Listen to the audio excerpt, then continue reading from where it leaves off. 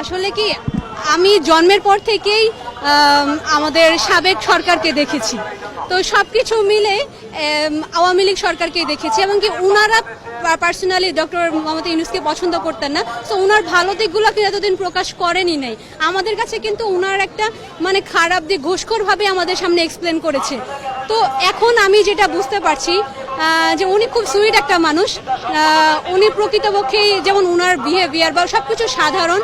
তো ধীরে ধীরে ওনার সাথে আমার সাক্ষাৎ করার খুবই ইচ্ছা, যে আমরা মিট করব। তরুণরা অনুপ্রেরণা উনি, কারণ একটা জিনিস আমরা দেখতাম যে পুরো বিশ্বে উনি প্রশংসিত, কিন্তু বাংলাদেশের মানুষের কাছে কিন্তু উনি এই বৃদ্ধ বয়সে কিছুদিন হলো সুনাম পাচ্ছে, এর আগে কিন্তু পারেনি।